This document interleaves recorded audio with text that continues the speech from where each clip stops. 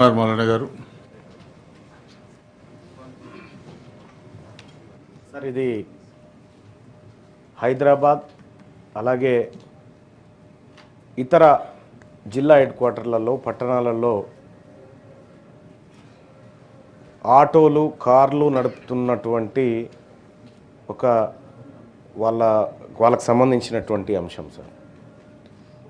Sir, manifesto Congress party manifesto రాసిన దాంట్లో అత్యంత కీలక భూమిక పోషించినటువంటి గౌరవ మంత్రివర్యులు శ్రీధర్ బాబు గారు, ఆ తర్వాత ఇంకా కొంతమంది ఇక్కడే ఉన్నారు సార్, వారి దృష్టికి కొన్ని విషయాలు తీసుకురావాలనుకుంటున్నాను సార్.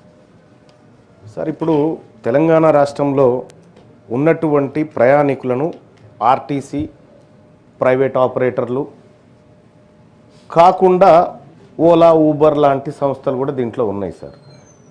ర్యాపిడో లాంటిది కూడా ఉంది. ఇప్పుడు మనం ప్రభుత్వం లక్ష్యం వచ్చేసి మహిళలకు ఉచితంగా రవాణా అందించడం అనేది ప్రభుత్వ లక్ష్యం సార్. దానికి ప్రభుత్వానికి ధన్యవాదాలు సార్.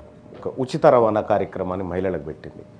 సో ఈ సందర్భంలో కొద్దిగా ఆటో వాళ్ళకి కానీ లేకపోతే ఈ క్యాబులు నడుపుకునేటువంటి వాళ్ళకి కానీ కొంత వ్యాపారం తగ్గింది, కొంత వాళ్ళ దాంట్లో ఎక్కే వాళ్ళు కూడా తగ్గినారు. సో కొంత ఉపాధి కోల్పోతూ ఉన్నటువంటి ఆలోచన వాళ్ళు ఉంది సార్. అయితే దీనికి పరిష్కారంగా మనం గతంలో మేనిఫెస్టోలో అనుకున్నట్టుగా ఈ ఓలా యాప్ ఊబర్ యాప్ ఈ రాష్ట్ర ప్రభుత్వం ఒకటి ఎందుకు తయారు చేయలేదు?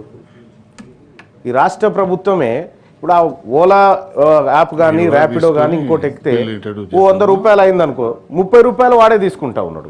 70 రూపాయలలో వీడు పెట్రోల్ వెళ్ళాలి, కూలి వెళ్ళాలి, అన్నీ వెళ్ళాలి. కానీ ఆ పరిస్థితి లేదు. కాబట్టి రాష్ట్ర ప్రభుత్వం ఒక యాప్ను క్రియేట్ చేసి దాని నిర్వహణ ఖర్చు కోసం ఒక 5%, 6% నిర్వహణ ఖర్చుకు తీసేస్తే మిగతా డబ్బులు కనుక ఆ కష్టపడేటువంటి కార్మికులకు, ఆటో డ్రైవర్లకు వీళ్ళకి ఇవ్వడం ద్వారా ఏం జరుగుతుందంటే ఎక్కువ లాభం జరుగుతుంది. ఎందుకు ఇక్కడ ఆర్టీసీ వల్ల జరిగినటువంటి దెబ్బను ఈ రకంగా పూడ్చుకునేటువంటి అవకాశం ఒకటి ఉంటుంది సార్. సో అది కాకుండా రాష్ట్ర ప్రభుత్వం ఇంకొక అడుగు కూడా ముందుకేయచ్చు. ఓన్లీ ఆర్టీసీ బస్సులలోనే ఎందుకు ఉచితం అనుకోవాలి? ఆటోలలో ఎందుకు ఉచితం కాకూడదు? ఆటోలలో ఉచితం ఎందుకు చేయకూడదు? దానికోసం ఒక పాలసీ ఎందుకు రూపొందించకూడదు? ఎందుకంటే ఇప్పుడు ప్రతి గల్లీలోకి ఆర్టీసీ బస్సు పోయే పరిస్థితి లేదు. కాబట్టి సో దానికోసం ఒక పాలసీ తయారు చేసి గల్లీల నుంచి లేకపోతే బస్సులు పోయినటువంటి జాగాల నుంచి మనం గడపకు పోయినా తప్పేం లేదు, గడపకు పోయినా తప్పు లేదు. ఎందుకంటే మహాలక్ష్మి గడప కాడి నుంచే స్టార్ట్ అవుతుంది. కాంగ్రెస్ పార్టీ పెట్టుకున్నటువంటి ఆ పేరు ఏదైతే ఉందో ఆ మహాలక్ష్మి గడప కాడి నుంచే స్టార్ట్ అవుతుంది. గడప కాడ ఎక్కించినా ఇంకా పుణ్యమే. కాబట్టి నేను ఏమంటున్నాను సార్, ఆటోకు సంబంధించినటువంటి విషయంలో సో మనం ఏమేమో చెప్పినాం మేనిఫెస్టోలో, వాటిని నేను ఉటంకించదలుచుకోలేదు. ఎందుకంటే అందులో ఆ మహాఘనకార్యంలో నేను కూడా ఉన్నాను కాబట్టి. సార్, ఇక్కడ ఏమంటున్నంటే ఆటోలకు సంబంధించి ఇప్పుడు ఎట్లాగో మనం ఆర్టీసీకి కొంత చెల్లిస్తా ఉన్నాము,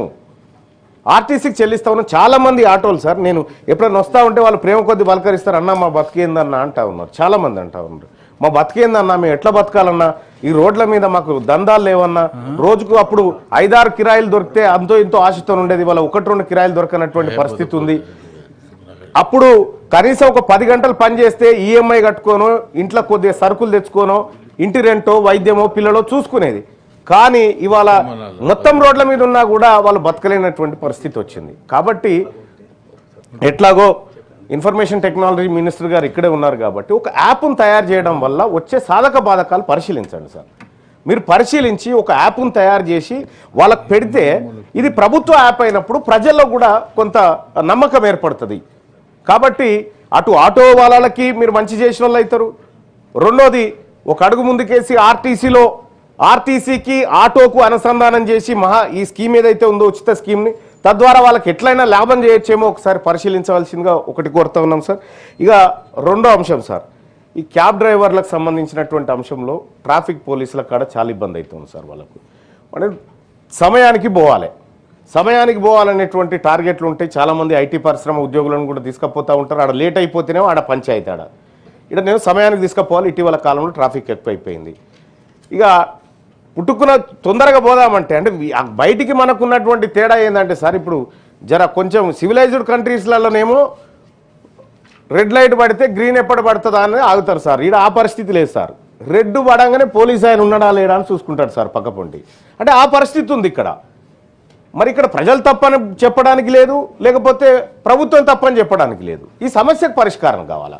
అనేకమైనటువంటి ట్రాఫిక్ చలాన్లు కూడా ఈ ఆటోల పైన, కార్ల పైన ఎవరి మీద పడితే వాళ్ళ మీద, అందరి మీద చేయాల్సిందే సార్. రూల్స్ తప్పితే ఎవరైనా దానికి ఎగ్జామ్షన్ ఏం లేదు.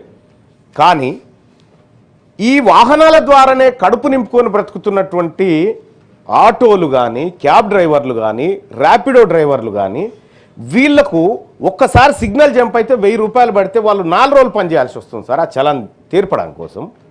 మరి ఇప్పుడు కాంగ్రెస్ పార్టీ మేనిఫెస్టోలో గతంలో కూడా నా సలహా మేరకే మీరు అందరు పెట్టినారు, ఏది చలాన్లను మాఫీ చేద్దాం.